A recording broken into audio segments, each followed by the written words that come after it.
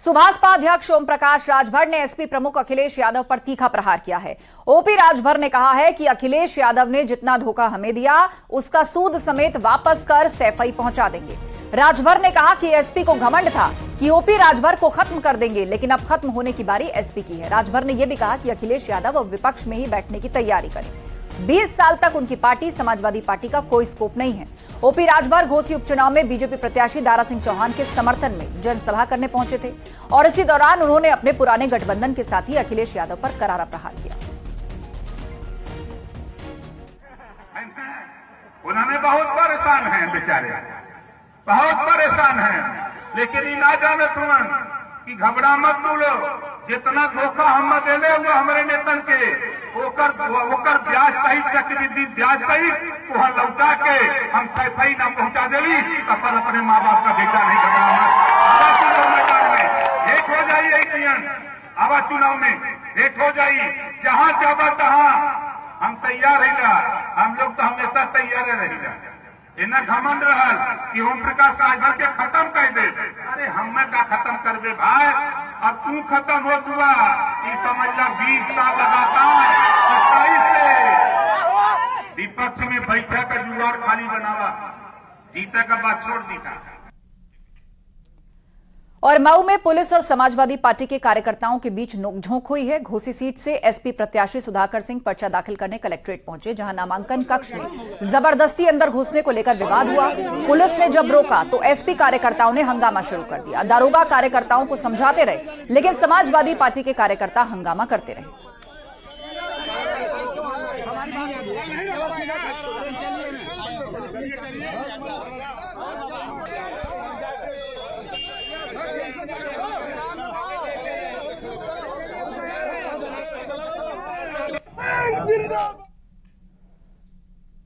और जम्मू कश्मीर के पूर्व सीएम गुलाम नबी आजाद ने मुसलमानों को लेकर बड़ा बयान दिया है। उन्होंने कहा कि हिंदू धर्म इस्लाम से भी पुराना है और भारत के मुसलमान मूल रूप से हिंदू थे जो बाद में कन्वर्ट हो गए। उन्होंने कहा 600 साल पहले सभी कश्मीरी पंडित थे। वीडियो किश्तवाड़ से सामने आया है। गुलाम नबी आजाद ने 9 अगस्त को भाषण के दौरान ये बातें कही।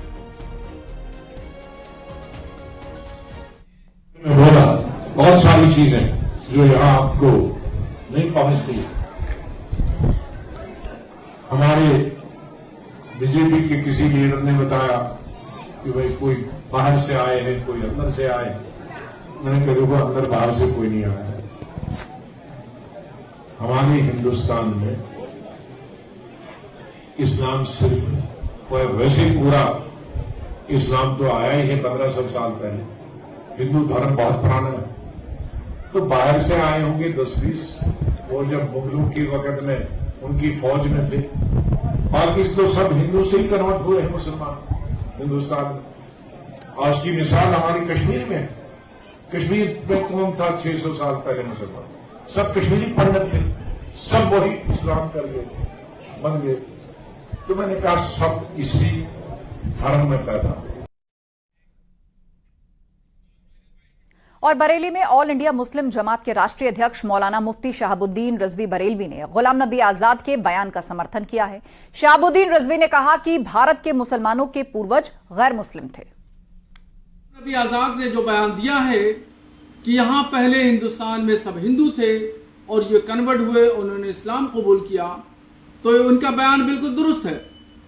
चाहे कुछ लोग इस पर एतराज करें, मगर ये इतिहास के पन्नों में ये तमाम वाकयात, पूरी तारीख दर्ज है कि यहां पर मुसलमान बड़ी तादाद में नहीं आए।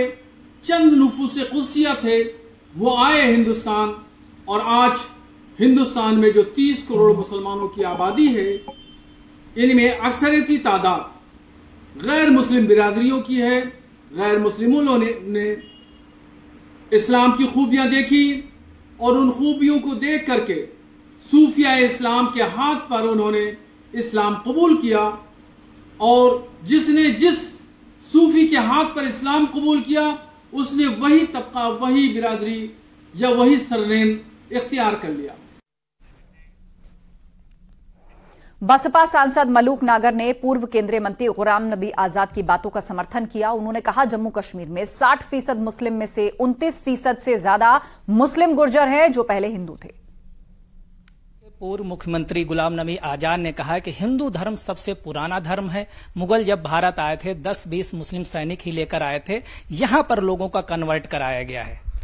ये मुझे पूरा जानकारी नहीं है इतिहास की, लेकिन एक चीज पक्की है कि जम्मू कश्मीर में 60% के करीब मुस्लिम है, 40% के करीब दोनों स्टेटों में, तो कश्मीर अलग है, जम्मू अलग है, यूटी कैडर है, तो उनमें उस 60% जो मुस्लिम है उसमें 29.4% गुजर मुसलमान हैं, जो हिंदुस्तान और पाकिस्तान की बाउंड्री पे सरकार से बगैर एक भी पैसा तनख्वाह लिए हुए देश के लिए मरते और मिटते हैं, आतंकवादियों को मार गिराते हैं, और वो लोग सच्चे देश के सिपाही हैं, और वो मुस्लिम गुजर हैं, और वो पहले हिंदू ही थे और कन्वर्टेड है। ये बात तो सच है। साथ ही मलूक नागर ने आरएलडी अध्यक्ष जयंत चौधरी की फिर से तारीफ की। उन्होंने कहा जयंत चौधरी का 4-5 सालों में जनाधार बढ़ा है और वो जिधर जाएंगे उधर बड़ी जीत होगी। मलूक नागर ने यह भी साफ किया कि वो किसी दूसरी पार्टी का दामन नहीं थाम रहे। अभी जयंत चौधरी को लेकर आपने बयान दिया है, क्या है, पाला बदल रहे हैं क्या आप? दूसरी पार्टियों का दामन नहीं थामते, हम अपनी पार्टी को, बीएसपी को मजबूत करने की बात करते हैं, और हमारा 13.5% वोट है, जिधर भी चला जाएगा उधर ही जीत होती चली जाएगी। और कुमारी बहन मायावती जी कह चुके हैं कि 4 स्टेट में चुनाव होने के बाद ही हम कोई फैसला लेंगे।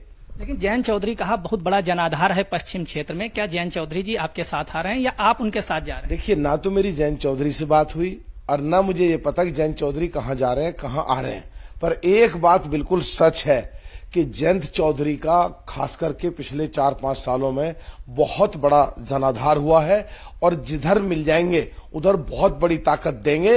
और अगर पश्चिम उत्तर प्रदेश में दलित और जाट और जिस जाति का कैंडिडेट है वो मिल जाए और मुस्लिम समाज भी साथ आ जाए, तो ऐसा हो नहीं सकता कि कोई भी सीट ये लोग ना जीत पाए। हरदोई के कासिमपुर थाना क्षेत्र के गौसगंज में सरकारी मकान गिर गया, उसके नीचे 4 लोग दब गए। जेसीबी मशीन मंगवाकर सभी का रेस्क्यू अस्पताल में भर्ती करवाया गया। तस्वीर हम दिखा रहे हैं, सरकारी मकान गिरने से 4 लोग घायल हो गए। जेसीबी की मदद से सबको रेस्क्यू किया गया, उनको अस्पताल में भर्ती करवाया गया। हरदोई में एक सरकारी बिल्डिंग गिर पड़ी जिसके मलबे में 4 लोग दब गए। लोगों ने फौरन अस्पताल भर्ती कराया।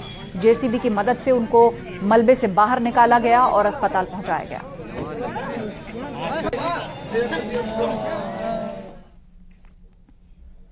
और वाराणसी के ज्ञानवापी विवाद में हिंदू पक्ष ने बड़ी पहल करते हुए मुस्लिम पक्ष को बातचीत से विवाद सुलझाने का प्रस्ताव दिया। वैदिक सनातन संघ ने मुस्लिम पक्ष को बातचीत करने का प्रस्ताव दिया। मुस्लिम पक्ष अब इस प्रस्ताव पर विचार कर रहा है।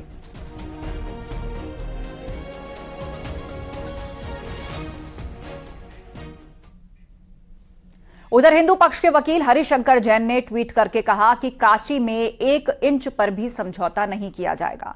उन्होंने लिखा कि यही हो सकता है कि मुसलमान क्षमा मांगे और अपना अवैध कब्जा हटा लें। तो हरिशंकर जैन ने ट्वीट किया है, भोलेनाथ की 1 इंच पर भी समझौता नहीं करेंगे।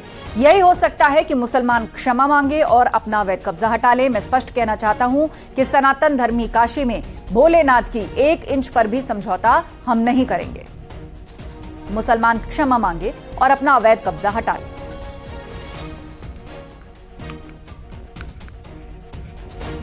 तो हरिशंकर जैन ने ट्वीट किया है और कहा है कि मुस्लिम पक्ष खुद ही अवैध कब्जा हटा ले और क्षमा मांगे, क्योंकि हम काशी के अंदर भोलेनाथ के 1 इंच पर भी समझौता नहीं करेंगे। मुसलमान स्वयं ही अवैध कब्जा हटा लें।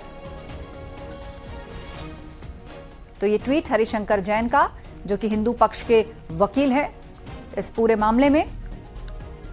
ज्ञानवापी पर एक तरफ घमासान मचा है तो दूसरी तरफ चर्चाओं के माध्यम से समाधान निकालने की भी एक कवायद जारी है।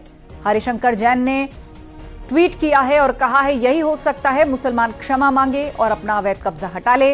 मैं स्पष्ट करना चाहता हूं कि सनातन धर्मी काशी में भोलेनाथ के 1 इंच से भी समझौता नहीं करेंगे।